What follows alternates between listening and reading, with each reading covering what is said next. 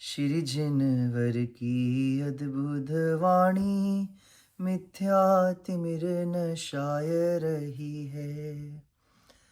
ताको सुनकर के मम परिणति अंतर में हर शाय रही है।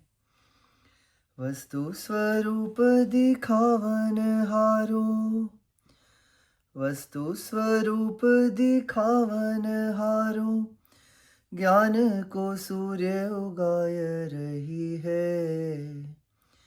जोड़ के कर द्वे नमन करे नित, जय जय ध्वनि गुंजाय रही है।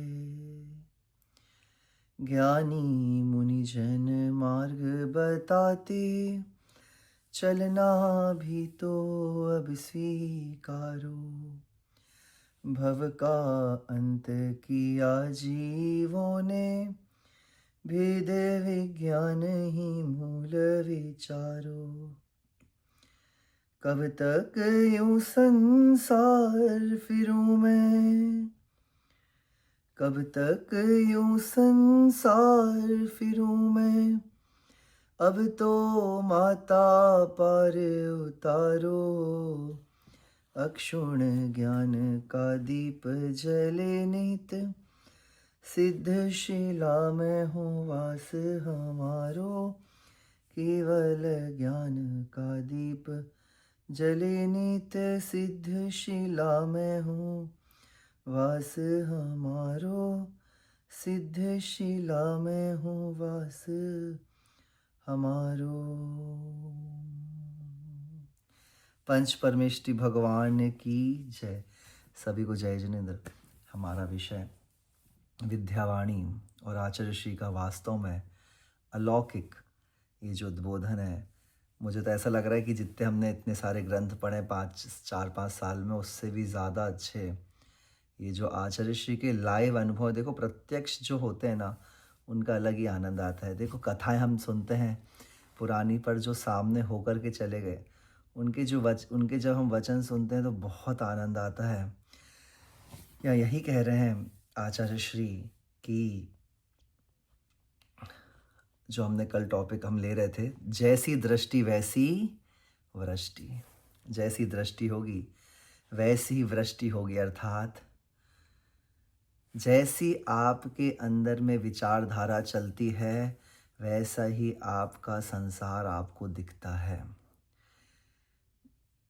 ग्लास आधा भरा है, किसी को आधा भरा दिख रहा है, किसी को आधा खाली दिख रहा है। सुन रहे हैं आप सभी लोग? इसलिए मैं आप लोगों को एक बहुत अच्छी बात बोलूँगा, हमेशा गुणग्राही बनना चाहिए। गुण ग्रहण बड़े मुश्किल होते हैं। हजारों हजारों गुणों में एक दोष देख लिया जाता है और उसको पकड़ लिया जाता है, और हजारों दोषों में एक गुण देख लिया जाता है। मतलब आचार्य श्री ऐसे थे कि कभी उनके सामने किसी की निंदा ही आप नहीं कर सकते हो। समझ रहे हैं आप? कल मतलब मुझे यहाँ, मैं पिछली बार भी गया था ना, जो 2-4 दिन पहले, तो उनके यहाँ वो विज्ञान भैया के यहाँ मैं रुका था, तो वो बता रहे थे कि उनकी बेटी इतनी सेंसिटिव है, उसके सामने किसी की निंदा नहीं कर सकते आप। खुद की तो नहीं, स्वयं की भी नहीं करनी, पर जैसे वो कहती, जैसे कोई की कुछ भी बात शुरू हुई तो वो बोलती है कि नहीं नहीं, आप बिल्कुल आप कुछ बोलिए मत किसी के बारे में। देखो, तो वो हिंदी नहीं जानती, तो भी कितना अच्छा उसने बोला अंदर में कि नहीं, मम्मी और पापा हमारे सामने किसी की भी निंदा मत करो, किसी के बारे में भी आप इस प्रकार का मत बोलो। तो देखिए, ये गुण ग्रहण के भाव बड़े मुश्किल होते हैं। कल कल ही आचार्य जी ने बोला था ना कि गृहस्थों को मेरी भावना पढ़नी चाहिए। गुण ग्रहण के का भाव रहे नित, दृष्टि न दोषों पर जावे। याद रखें, रावण भी तीर्थंकर बनने वाला है तो जैन दर्शन की तो विशाल दृष्टि है कि अन्य दर्शन तो उसको जलाते हैं, संसार के सभी प्राणी उसको बुरा मानते हैं, पाप का सूचक मानते हैं, पर जैन दर्शन तो उसको तीर्थंकर बना के पूजा भी कर ली हो अपन ने तो अपन ने तो त्रिकाल चौबीसी में पूजा भी कर ली है। तो विशाल दृष्टि, आप समझें आचार्य लोग कितनी कितनी गहराई से उन तत्वों को कहना चाहते हैं कि हमको अंदर में किसी के प्रति भी कोई भी वैर भाव होना नहीं चाहिए। बहुत मुश्किल है, बहुत मुश्किल है। बहुत मुश्किल है। मैंने कम से कम 2 से 3 लोग ही देखे हैं अपने अपने जीवन में, मैं नहीं हूँ उसमें, कि ऐसे जीव हैं जो कि मैंने कभी उनके मुख से कोई चर्चा चल रही है, उन्होंने तुरंत नहीं यश अपन को निंदा नहीं करनी, अपन ये अच्छा ही तो है ना, ये अच्छी बात तो है ना। तो ये ऐसी पॉजिटिव, इतनी सकारात्मक चीज़ हमारे अंदर आनी चाहिए, है ना। और हम मुझे ऐसा लगता है कि हमारे जो मंदिर हैं, मंदिरों में हम जाते हैं, तो मुझे ऐसा लगता है कि मंदिरों में ज़्यादा से ज़्यादा तो हम ज़्यादा निंदा करके आ जाते हैं। मंदिर के बाहर उतरते समय, चढ़ते समय 2-4 माताएँ मिल जाएँगी, थोड़ी पंचायत कर लेंगे तो अच्छा लगता है। है? तो ये चीज़ हमको इग्नोर ही करना है, तभी तो धर्म ध्यान है, तभी तो धर्म ध्यान कहलाएगा। कितनी अच्छी बात आचार्य श्री कह रहे हैं। कल अपन ने पढ़ा था, अनंतानुबंधी कषाय कैसे करी, जितनी आवश्यकता थी उससे अधिक इकट्ठा करने की इच्छा कर रहे हैं, उससे अधिक जोड़ने की इच्छा कर रहे हैं। देखो, अनंतानुबंधी कषाय मेरे को आज तक ऐसे पकड़ में नहीं आई थी, पर आज पकड़ में आ गई। जो फ्यूचर प्लानिंग हम कर रहे हैं, फ्यूचर में क्या होगा, और वो डायलॉग आपने सुना है ना, पूत कपूत तो का धन संचय, पूत सपूत तो क्या करोगे बताओ, कुछ नहीं होगा। चक्रवर्ती के जाने के बाद वैभव चला जाता है।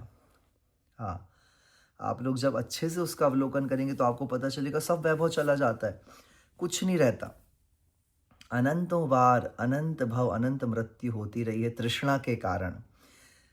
आचार्य श्री कहते हैं, आत्मा में अनंत स्वभाव का उसका अंत हो जाता है, अक्षर का अनंत व भाग ज्ञान रह जाता है। घड़े में घी के समान इस लोक का आकाश में सूक्ष्म निगोदिया जीव भरे रहते हैं। एक बार जन्म लेने से कितनी वेदना होती है देखो, उसको कहना मुश्किल है। मैं वही बता रहा था यहाँ पे कि देखो, चाहे अमेरिका में रहें, चाहे भारत में रहें, चाहे कहीं रहें, माँ के गर्भ में तो 9 महीने रहना पड़ता है कि नहीं रहना पड़ता।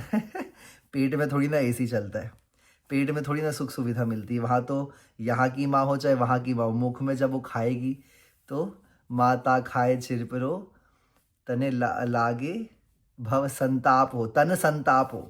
आदिनाथ भगवान की पूजा में आता है, माता तो चिरपिरा खाती है और अग्नि पुत्र के ऊपर होती है। देखो कितनी गहरी बात है। और जन्म लेने के बाद यहाँ पे आकर के गर्मी लग रही है, ऐसा लग रहा है, वैसा लग रहा है, कितने नाटक हैं। तो अनंतों बार जन्म मरण को धारण कर रहा है, यहाँ तक कि श्वास में 18 बार जन्म मरण तक कर चुका है। कहते हैं उस दुख का अंत करने के लिए समुद्र को स्याही, सुमेरु पर्वत की लेखनी और पृथ्वी को कागज बनाना पड़ेगा। इतने दुख हम लोगों ने सहन करे हैं। विचार करिए, विचार करिए कितने दुख सहन करें।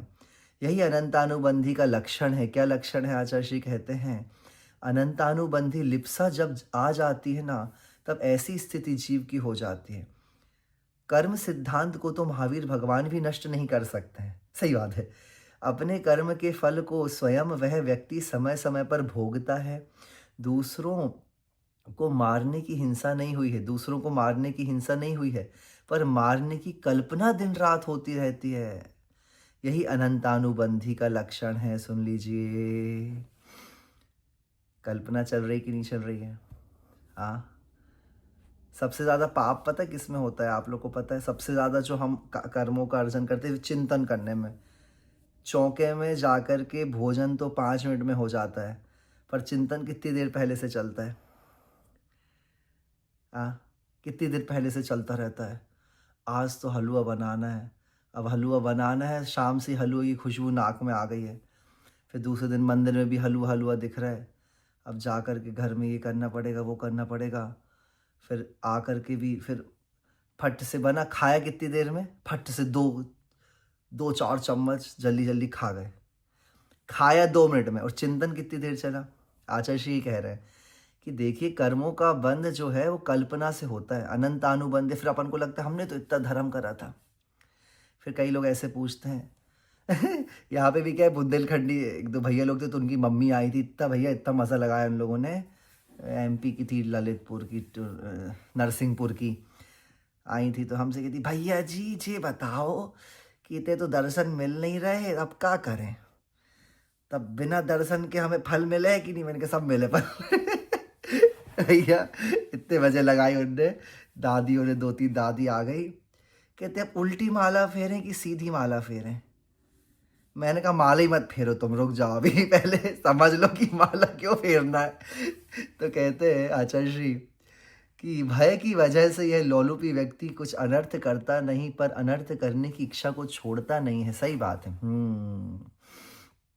यहाँ पे एक ऐसा ऐसा सिस्टम है। एक तो सब चीज़ उल्टी रहती है। उल्टी मतलब जैसे अपन लोग रोड में किस साइड चलते हैं, बाएं साइड चलना है, यहाँ पे सब दाएं साइड है। जैसे गाड़ी है, कार है, तो कार अपनी दाएं साइड होती है, इनके यहाँ बाएं साइड है। सारी चीज़ उल्टी उल्टी हैं। तो जैसे रोड में तो मैं तो भूल ही जाता हूँ, मैं इस साइड चलने लगता हूँ, तो लोग सामने से भीड़ आती है तो मेरे को इस साइड होना पड़ता है, समझ रहे आप। तो ये उल्टा उल्टा है। तो फिर मैंने कल रात को यही बोला इनसे कि और क्या होता है, चौराहा रहता है, चौराहा सुन रहे हैं आप सभी लोग। चौराहा रहता है तो चौराहे में जैसे कोई सिग्नल नहीं लगे यहाँ पे, सिग्नल और हॉर्न नहीं बजा सकते आप। हॉर्न है ही नहीं एक्चुअली यहाँ पे। गाड़ियों में हॉर्न आपने बजाया तो आपको पुलिस पकड़ के ले जाएगी और 10,000 रुपये का चालान। सोचो आप, हॉर्न नहीं बजा सकते आप। अब ये है कि अब गाड़ी चल रही है, अब देखो एक चौराहा है, सन कितनी अच्छी बात, देखिए कितना धैर्य है। तो अगर चार चौराहा है और जिस तरफ से पहले गाड़ी आएगी तो सब गाड़ियाँ रुक जाती हैं और जो गाड़ी पहले आती वो निकलती है। समझ रहे हैं आप मैं क्या बोल रहा हूँ? है मतलब आप अपने यहाँ भारत में तो पूरी बढ़ जाएगी चारों। अपने भारत में चारों बढ़ जाए कि पहले कौन निकले, तो यहाँ ऐसा है कि वो पहले आपको खड़ा होना पड़ेगा चौराहे में। तो मैंने कल हम आ रहे थे रात को, शाम को, तो उस समय तो कोई था ही नहीं जंगल में, चौराहे में कुछ है ही नहीं कोई। मैंने कि निकाल लो, तो कहते नहीं रोकना पड़ता है, कैमरे में आ जाता है। यहाँ आचार्य श्री यही कह रहे हैं कि भय की वजह से हम अंदर में चाहते तो हैं, इच्छा कर नहीं पाते हैं, अलग बात है। डर के मारे द्रव्य हिंसा तो नहीं करते हैं, पर अनंतों बार हमने भाव हिंसा करी है, जिसके कारण कर्म बंद होते हैं। जब दिशा ही खराब है तो दशा भी खराब होगी। क्या बात है। दूसरों को हटाकर खुद की नियुक्ति ना करो। कितना अच्छा, देखो, दूसरों को हटा करके खुद की नियुक्ति ना करो, अपने पुरुषार्थ से खाओ और कुछ बनाकर रख लो। आचार्य जी हमेशा बोलते थे कि अरे लड्डू सिंह, क्यों लड्डू? ये कैसा हो रहा है? हेलो जय जिनेन्द्र, क्यों जय जिनेन्द्र, कैसे देख रहे हैं? तो आचार्य जी हमेशा कहते थे कि जिसको भी मोक्ष मार्ग में बढ़ना है उसको खाना बनाना आना चाहिए। किस किस को आता है आप लोग में से खाना बनाना? माताओं को तो आता ही होगा। विपिन भैया आपको आता है कि नहीं आता? आता है गर्विश को? तो भैया खाना बनाना आना चाहिए। तो आचार्य जी हमेशा बोलते थे खुद बना के खा लो। यहाँ पे सब खुद ही करना पड़ता है, कुछ कोई नौकर नहीं रख सकते यहाँ पे, चाहे कितने पैसे वाले लोग हों, खुद आपको सारे काम करने हैं। तो डर के मारे द्रव्य हिंसा नहीं करते, पर भाव हिंसा हर बार हर समय करते रहते हैं। जब दिशा ही खराब है तो दशा खराब हो जाती है। दूसरों को हटाकर खुद की नियुक्ति मत करो। आत्मा ने ज्ञान दर्शन को नहीं छोड़ा है, अनंत काल से पर संयोगों की वजह से दुख का अनुभव किया है। हम प्रार्थना करते हैं कि संयोग ना छूटने की, यह प्रार्थना गलत है। क्या अब आप, मैं आपको सच बताऊं, आचार्य जी कितनी गहरी बात कह रहे हैं, देखो। क्यों भैया सुन रहे हो तुम?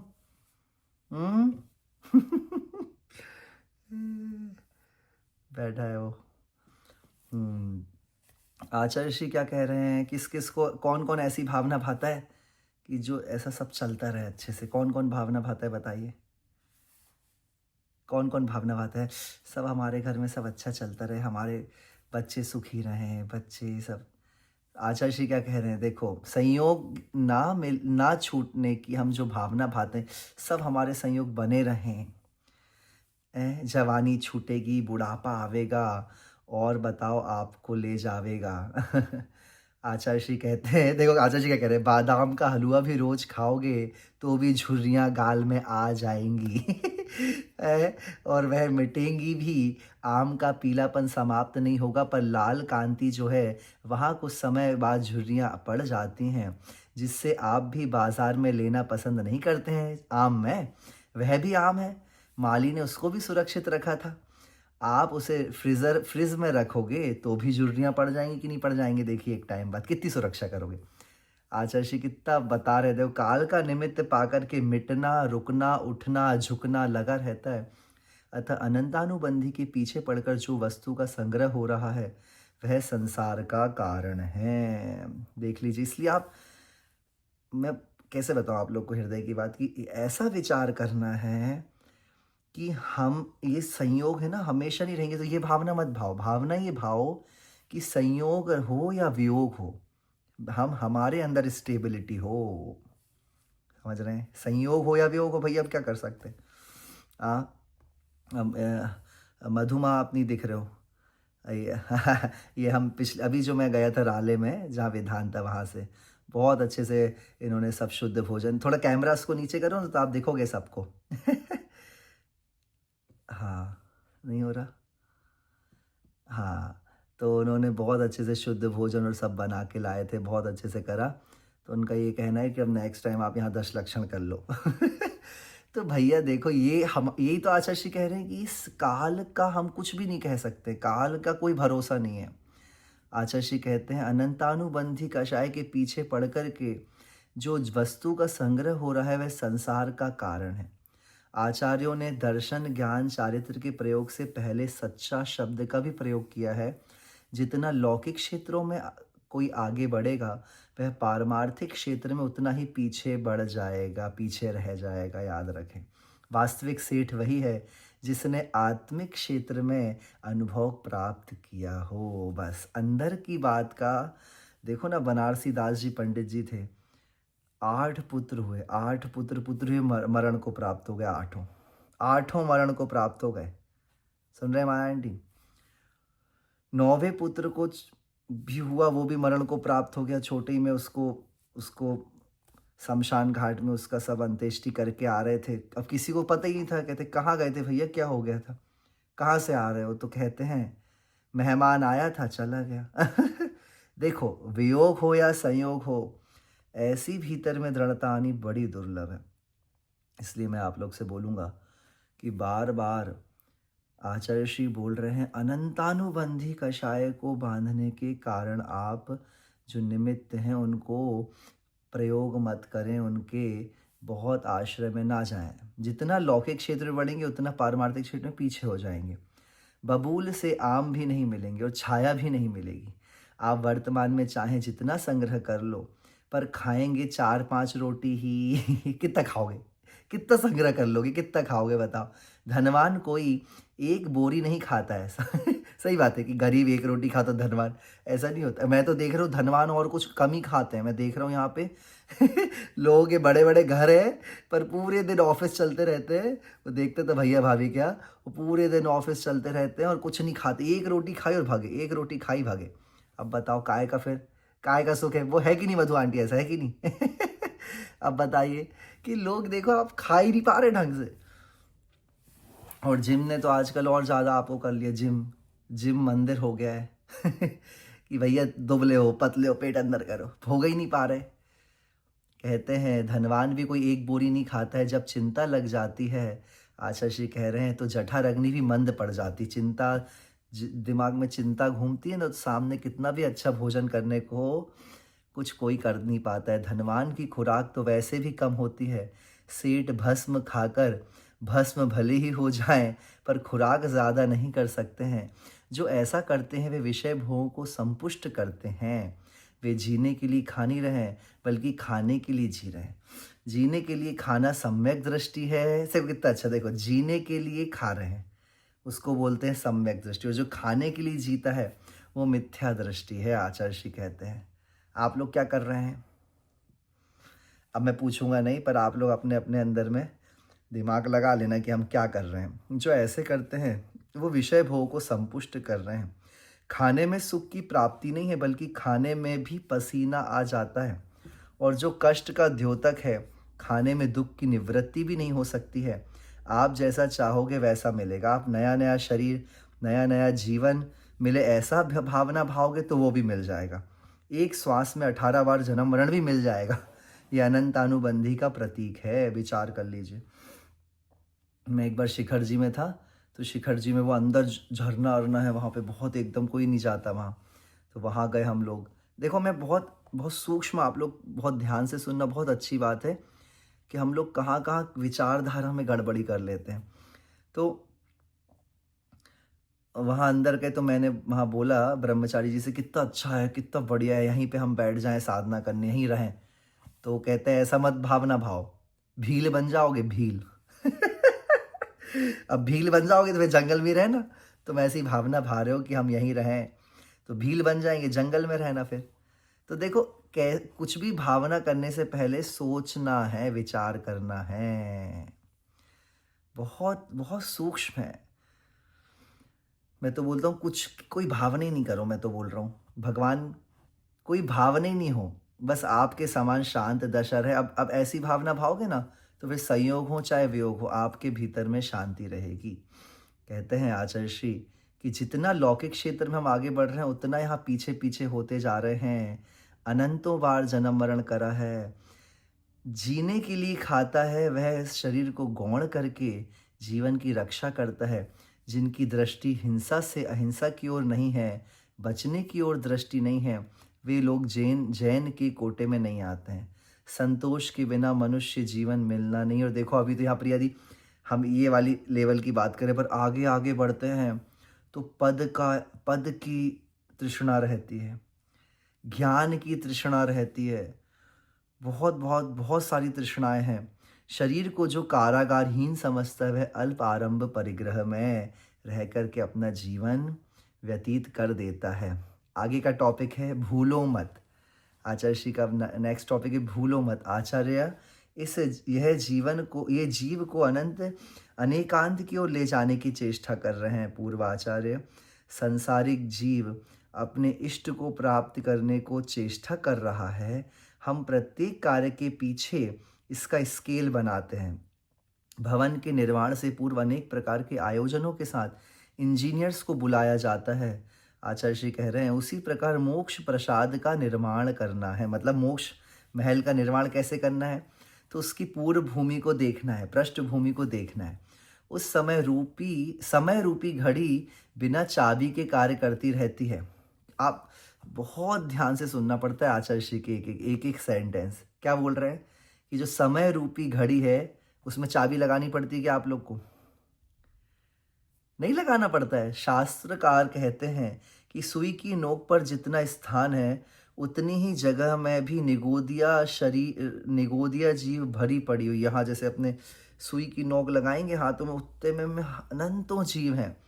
अनेकांत दृष्टि के लिए अनंत पुरुषार्थ की आवश्यकता है, तब वह जीव त्रश पर्याय में आता है, जिसकी तुलना चिंतामणि से की गई है। सही बात है, दुर्लभ लही जो चिंतामणि, सही बात है, बड़ा दुर्लभ है।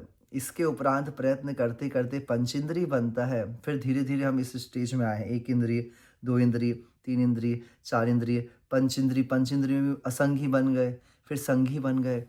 और संघी में भी देखो, मैं तो बोलता हूँ कि सबसे अच्छा मुझे यहाँ लगता है स्वाध्याय। मैं तो वेट करता रहता हूँ। अभी 1 घंटे वहाँ 1 घंटे आगे है, यहाँ पे राले में 1 घंटे आगे था कल मैं जहाँ था, तो वहाँ अभी मतलब दिन के यहाँ पे बज रहे हैं 11:15, वहाँ 12:15 है ना मधुमा, 12:15 हो रहा है आपके, तो 1 घंटे आगे पीछे है देखो। तो मेरे को ऐसा लगता था बस स्वाध्याय ले लो। स्वाध्याय ले लो, इतना अच्छा लगता है, क्योंकि देखो कितनी दुर्लभता से सुनने मिला है। बाकी सब चीज़ तो बाहर की अनंतों बार मिली है। एक स्थिति ऐसी भी है जब मन प्राप्त भी हो जाता है, तब संगी पंचेंद्रिय जीव देशना लब्धि को प्राप्त करता है, तब अनेकांत दृष्टि को प्राप्त करता है। यह लब्धि अनेक पुरुषार्थ से प्राप्त होती। मैं आप लोग को एक बहुत अच्छी बात बताऊंगा कि मुझे जब आचार्य श्री का चौका लगता था, कुछ समझ में ही नहीं आता था, कुछ भी समझ में नहीं आता था।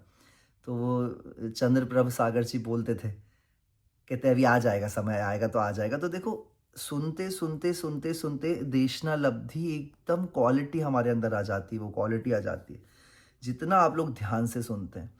और मैं भी देखता हूँ बहुत ध्यान से सुनते हैं सभी लोग। गर्विश, मोबाइल चला रहे हो तुम तो? हाँ, मोबाइल ही चलाना। तो ध्यान से जब सुनते हैं हम, बहुत ध्यान से सुनते हैं, तो एकदम ऐसी हमारे अंदर शक्ति आ जाती है। उसको बोलते हैं श्रवण, सम्यक श्रवण। और सम्यक श्रवण से क्या होता है, हम उसी चीज़ों को ग्रहण करते हैं जो हमारे लिए लाभदायक है, उन चीज़ों को छोड़ देते हैं। कितना अच्छा आचार्य जी ने बोला कि सुनना ही नहीं है, निंदा सुननी ही नहीं किसी की, कितनी बड़ी बात है देखो। तब अनेकांत दृष्टि को प्राप्त करते हैं, लब्धि अनेक पुरुषार्थ से प्राप्त हुई है।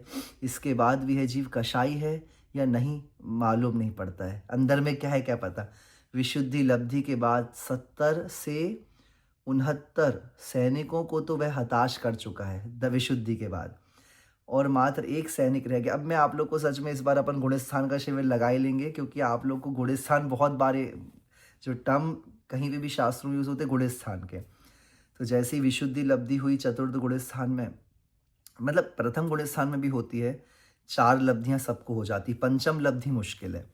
तो आचार्य श्री कहते हैं बस एक सैनिक रह गया है, तब भी वह सम्यक दृष्टि नहीं कहाता है। देशना लब्धि में प्रभु की दिव्य ध्वनि को व्यक्ति सुनकर के आतुर हो जाता है। महाराज का प्रवचन रोज सुना, किंतु विचार नहीं किया कि क्या ही कह रहे हैं ये। तब तक विशुद्धि लब्धि प्राप्त नहीं होती है। अभी भी कुछ भूमिका ही नहीं बांधी है, अनंत कषाय चल रही है। देखो 5 लब्धि होती, कौन कौन सी बताया था शायद 5।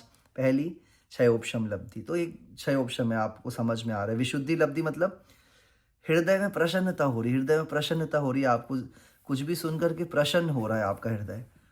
आप लोग को चेहरा देख करके लग रहा है कि निद्रा आ रही है आप लोग को। हाँ तो देखो प्रसन्नता हो रही। फिर उसके बाद आती है देशना। तो देशना लब्धि में क्या होता है, कानों में जब भी कुछ शब्द पढ़ रहे हैं तो वो वहां पर हितकारी वचन ही अंदर जा रहे हैं बस। और आगे आगे करण लब्धि होती है पंचम, उसके बाद ही जीव को सम्यक दर्शन की प्राप्ति होती है। कहते हैं तब तक अनंत कषाय चलती है, लोगों को समझ। आचार्य श्री क्या कह रहे देखो, प्रियदी विशुद्धि लब्धि हो गई है तो भी हमको नहीं पता कि जीवों के अंदर की कषाय कितनी है। जैसे जैसे जीव शुभ की ओर अग्रसर होता है, तैसे तैसे वह सम्यक दर्शन की ओर और चारित्र की ओर बढ़ता है। त्याग के बिना सम्यक दर्शन की भूमिका नहीं बनती है। प्रकाश के साथ साथ पैरों को गति मिलती है कि नहीं मिलती। जैसे उजाला है तो हम पैर बढ़ा पाएंगे, अंधेरा होगा तो कैसे बढ़ाएंगे। ऐसे ही अनंत कषायों को दबाना ही चारित्र की प्राप्ति है। अनंत पुरुषार्थ करने पर ही रास्ता सरल बनता है। मंजिल पर पहुंच जाने पर त्याग की ज़्यादा आवश्यकता नहीं रहती है। कीचड़ में एक वस्त्र है, सर्वप्रथम उसे निकालकर उसे साफ करने के लिए पहले जल से धोते हैं और फिर साबुन लगाकर मैल निकालते हैं। इसमें बहुत पुरुषार्थ लगता है, फिर बाद में उसको साफ करा जाता है। अनंत कषाय के लिए पहले अनंत पुरुषार्थ की आवश्यकता है, याद रखें। अनंत कषाय को कम करना है तो कैसे करेंगे। अभी आप लोग बैठे हैं बाय चांस और भूल से ऐसा हो जाए प्रिया दी कि ये देवेश भैया का धक्का लग जाए, वो आपके ऊपर दूध या चाय गिर जाए, दूसरी बार भी गिर जाए, तीसरी बार भी गिर जाए, चौथी बार भी गिर जाए। कि हर बार देवेश भैया अगर दूध उनसे उबल रहा है, आपने बोला दूध देख रहा भाई यहाँ खड़े रहो, अब वो दूध उबल ही जा रहा है, अब आप ये बताओ अपने अंदर की कषाय कितनी मेंटेन रहेगी। तो आचार्य श्री कहते हैं अनंत कषाय है और उसको कम करने के लिए अनंत पुरुषार्थ है। धीरे धीरे वो कम होती है और उसको फिर सम्यक दर्शन और तप के द्वारा निचोड़ा जाता है। तो ये विषय आज हम इतने ही लेते हैं। शांति सुधा बरसाए जिन वाणी, वस्तु स्वरूप बताए जिन वाणी। पूर्वा पर सब दोष रहित है, वीत रागमय धर्म सहित है। परमागम कहलाए जिन वाणी, शांति सुधा बरसाए जिन वाणी। सात तत्व का ज्ञान कराती, अचल विमल निज पद दर्शाती। सुख सागर लहराए जिन वाणी, शांति सुधा बरसाए जिन वाणी। वस्तु स्वरूप बताए जिन वाणी। बोलो गर्वेश।